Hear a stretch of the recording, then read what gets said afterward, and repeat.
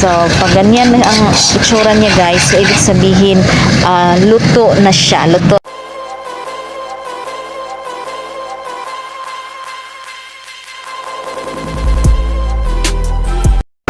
Hi guys, it's me again. So, welcome to my channel. And for today's video guys, ay gagawa tayo ng sweet chili alamang para sa ating mga manggang hilaw na kakainin gaya nito. Tingnan niyo naman kung gaano kasarap ang ating mangga.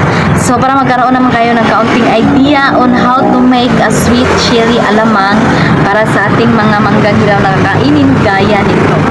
So, bago po tayo magsisimula, ay kung bago ka pa lang dito sa aking channel, ay huwag kalimutang mag-subscribe, mag-like and share, and don't forget to click the notification bell para isa ka sa ma-notify kapag may bago akong videos na i-upload dito sa aking channel.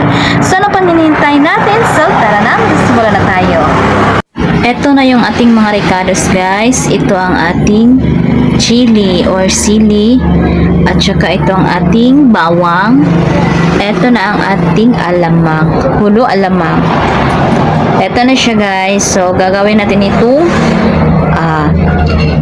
sweet chili alamang.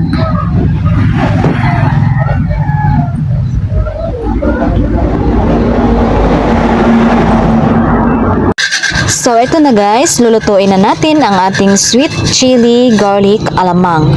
So, ito na po ang aking pamamaraan sa pagluto ng masarap na sausawa ng mangga. So, unang-una ay papainitin muna natin ang ating kawali, at kapag mainit na siya ay ilalagay na natin ang ating mantika. So, palm oil lang po ang ginamit ko since yun naman po talaga ang ginagamit ko kapag nagluluto ako. At pag mainit na ang ating mantika, ilalagay na natin ang ating bawang, at saka palulutuin na natin ng konti. Papula-pulahin muna natin ng kaunti ang ating bawang. So, maghintay lang tayo ng mga ilang seconds or ilang sandali lamang. So, dahil mamaya-maya ay sunod na natin ang ating sili. So, ito na po ang ating sili. So, pulang-pula ang ating sili. So, ito po ang magbibigay ng anghang sa ating gagawing sausawa ng mangga para magiging mas masarap. So, hindi dapat mawawala itong ating sili, at saka halu-haluin lang natin ng kaunti. So, pagkatapos naman ay ilalagay na natin itong ating alamang. So, ang ginamit ko na alamang ay ang hulo na brand.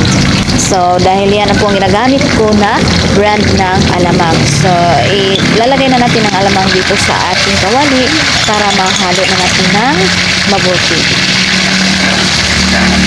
So, pagkatapos natin silang malagay lahat, mikos-mikos lang natin. Charis! So, ganyan lang naman pag nagluluto ako nito. So, mikos-mikos. At saka pagkatapos niyan, ang last nating ilalagay dito ay ang ating sugar.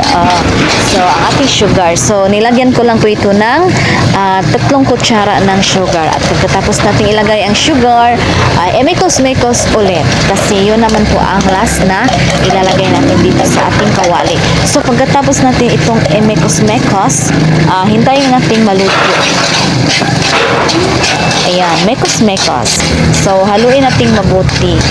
So, pag ganyan ang itsura niya guys, so ibig sabihin luto na siya, luto na.